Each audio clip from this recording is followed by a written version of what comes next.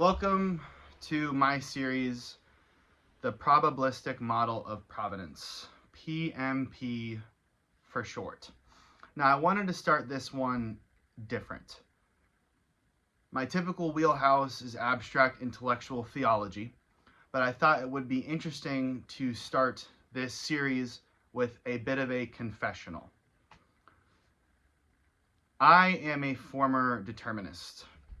Believe that what's happening now is preceded by what happened and will be followed by what will happen in one unbroken iterative chain of reality. If you go through my work, you'll find that this is fairly obvious, particularly the lecture Cancer, Dust, and Providence, and also in my conversation Elect, Determinism, and Mental Health. I gave a statement about the benefits of believing that your life was predetermined. Oh, I am not a determinist like I once was. I'm starting to get away from it. And this new series is going to be approaching what I think is a good way to look at the world if it is not predetermined. But I wanted to do for this first video a confessional, the confessions of a determinist, because I want to take you through what started me in determinism to when I was really into it to where I am landing now. It's going to be an autobiographical story. At the age of 17, I was a free will absolutist, believe it or not. Young YouTube conservative, believed in a world that was moralistic and legalistic. So in every choice we could make, we had a choice to make, but there was a right choice and a wrong choice. And if you were to boil that down into simple political moral terms, if a guy gets a girl pregnant, they have a choice to keep the baby or to not keep the baby. And we are imposing that there is a correct choice and an incorrect choice.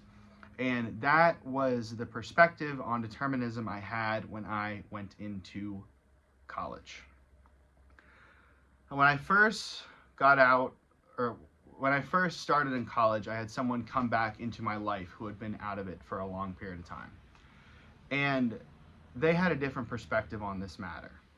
Their perspective was that you will find moments in life, and tell me if this sounds familiar from my lectures, where you are in the right place at the right time, talking to the right person, and you got the right thing to say, where you're going to make a decision that seems like you had no choice when you made it, because you wouldn't have otherwise done anything but that.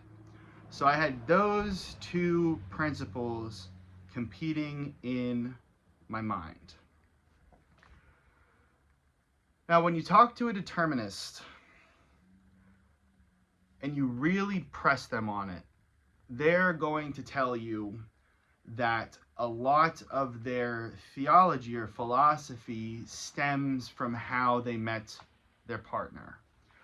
Because the meeting of two people, separate places, who connect against all odds, is all these unlikely things that happen, or all these perfectly aligned similarities that they gathered across time that come together to make this relationship possible.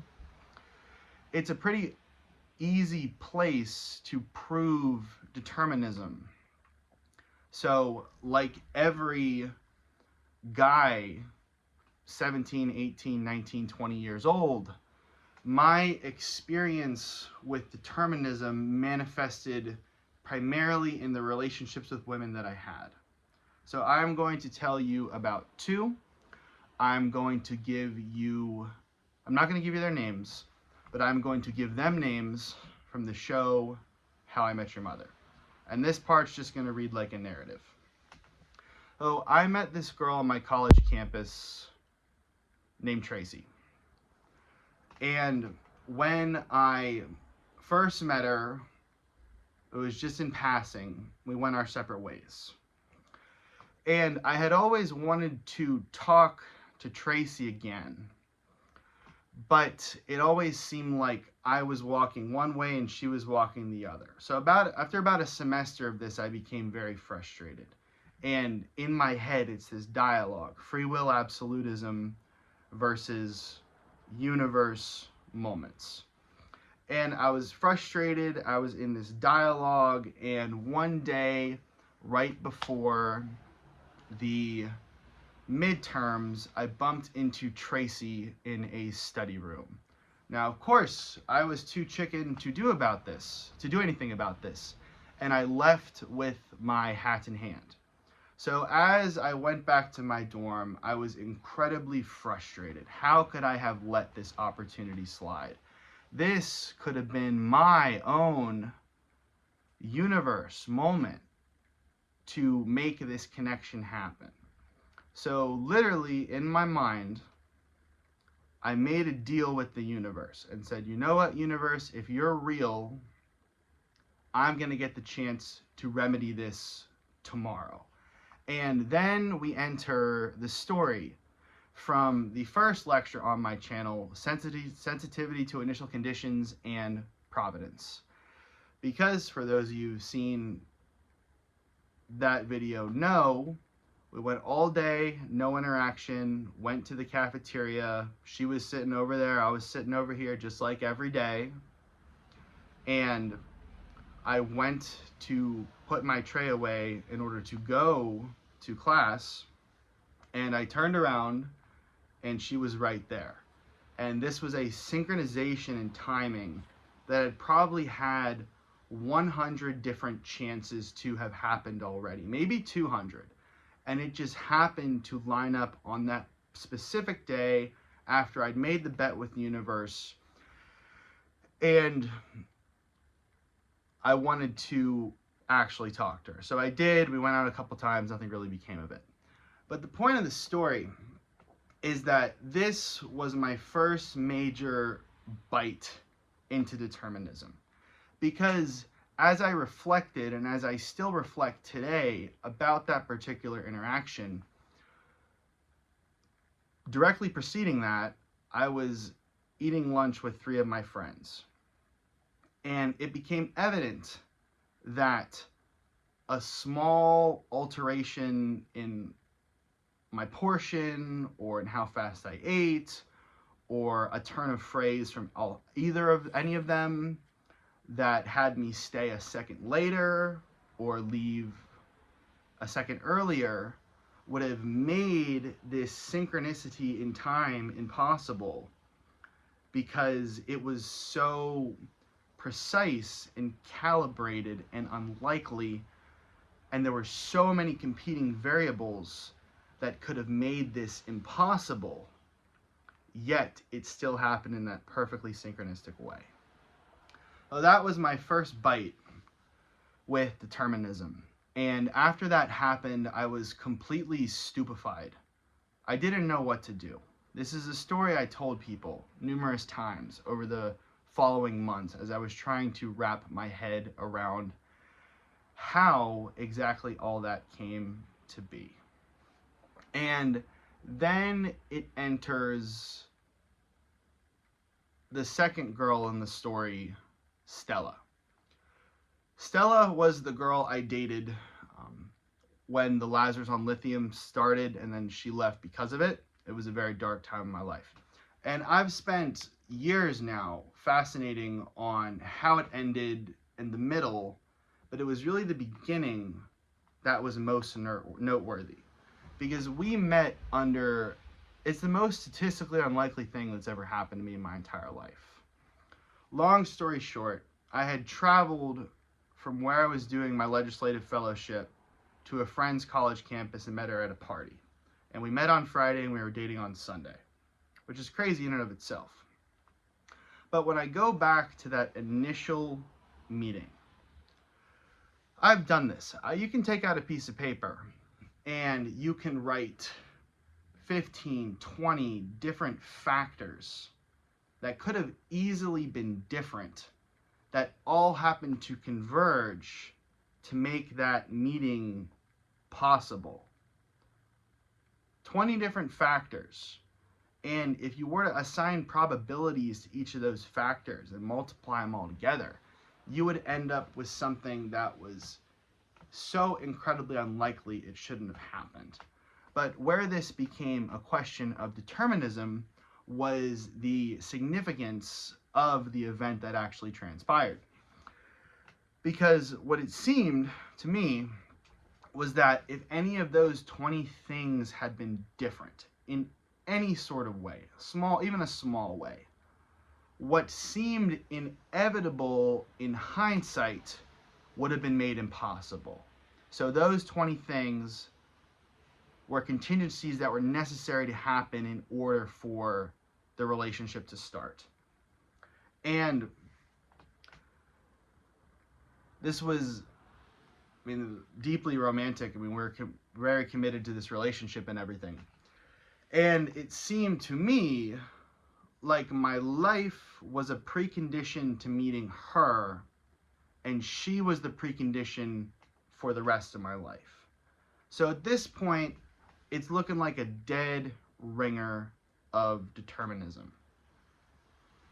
Now, moving on in the story, that relationship only lasted the first major bipolar trial, and I was out of it for a year or two.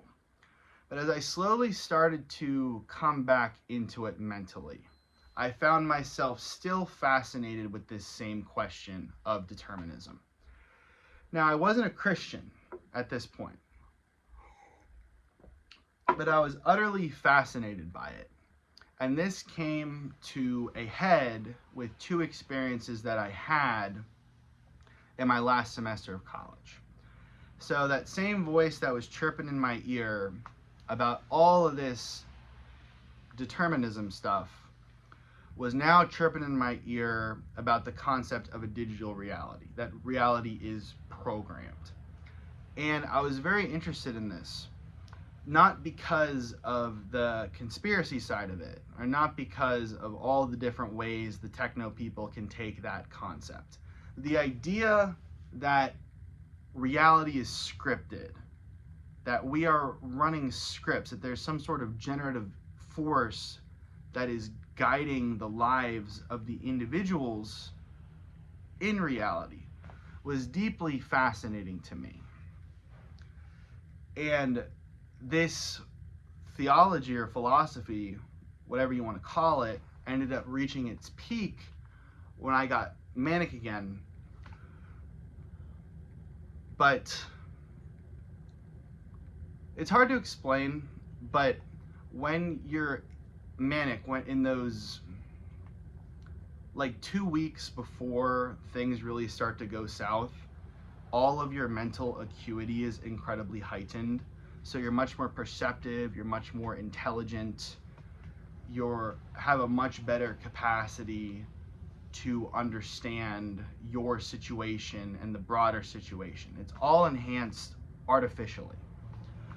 And of course then it spirals into being bad. But there's this window that I've lived through 3 times in my life where you just have these absolutely heightened senses and intelligence to interpret, perceive, and believe about reality.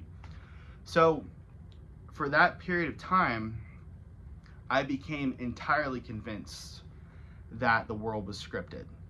And this gets pretty in the brain, but when you're in that heightened state, you can analyze your own thoughts, and you can see how you think and how you move from stimulus to stimulus to stimulus, the journey you go on.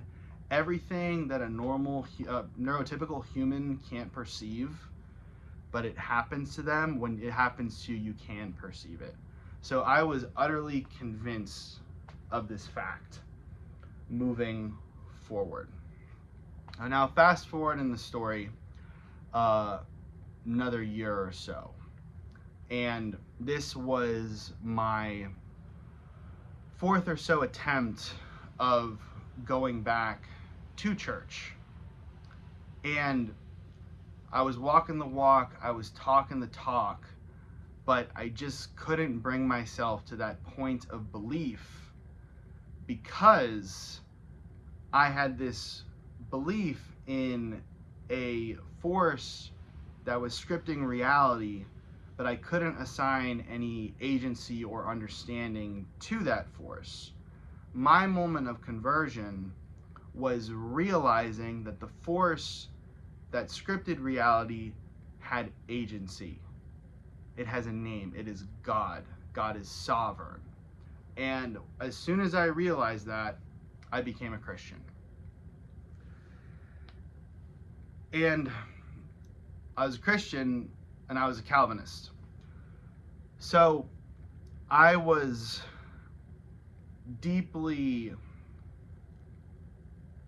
fascinated by the concept of sovereignty, that there is a governing force, that God's will be done no matter what. And I knew Calvinists, and we talked about it, and everything I had previously seen or I'd previously understood from a secular perspective, I found substantiated in a theological perspective. So I was entirely set on this. But the more I thought about it, the more I couldn't quite square it. And I spoke about this in my lecture, 4 Ways AI Intersected My Faith.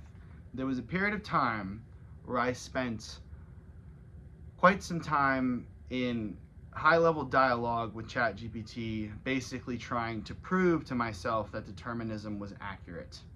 And this is in concert with talking to Calvinists, talking to Arminians, falling deeper into my faith.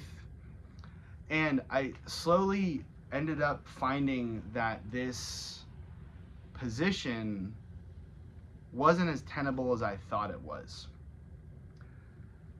Because, I mean, first of all, the problem of evil. That's an easy one. People have been arguing about this for 2,000 years or more. How does evil line up with determinism? And I started coming up with thought experiments.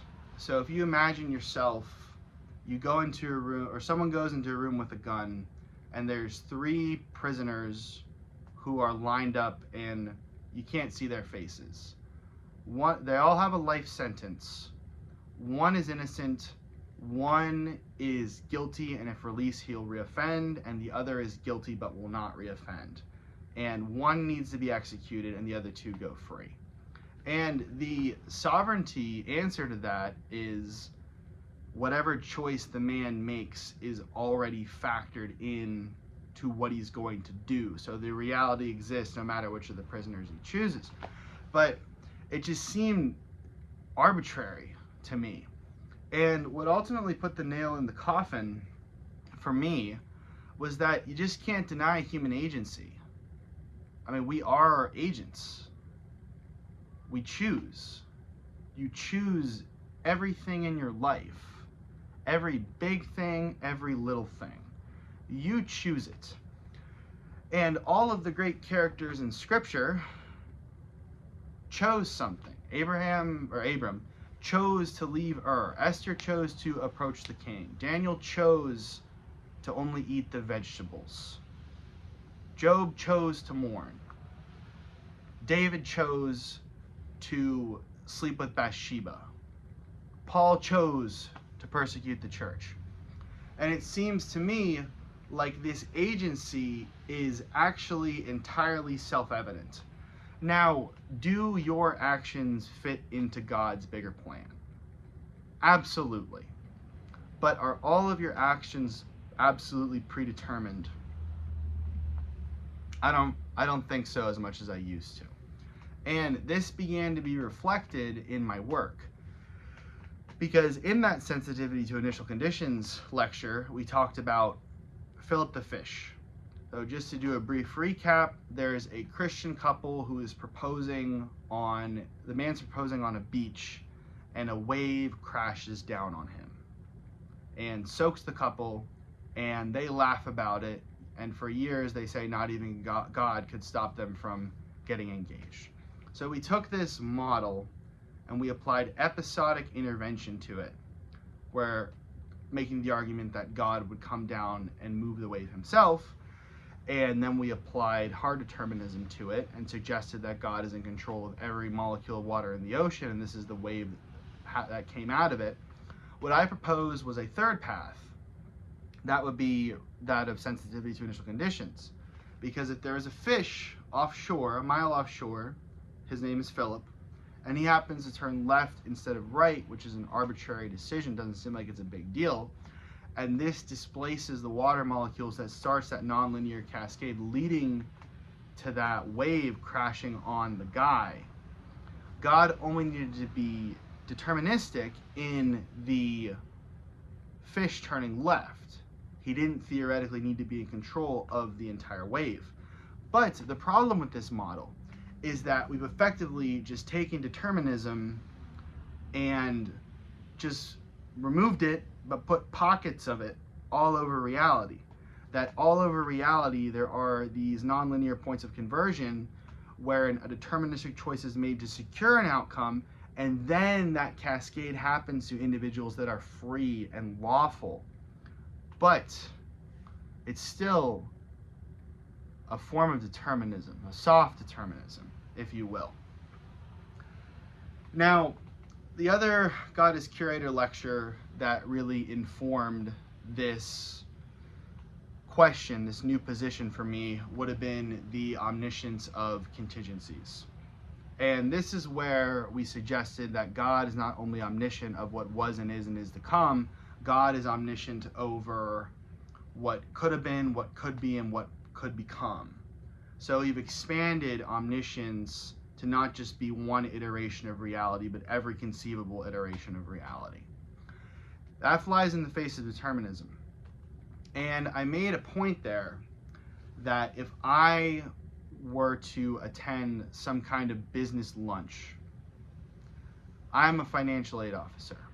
So hypothetically, if it is ordained that I sit next to someone who is hiring financial aid officers at a local seminary, you can apply that same episodic or hard determinist model to create that. So if the guy who's in quote unquote my seat randomly gets a phone call, divinely ordained, I slide in.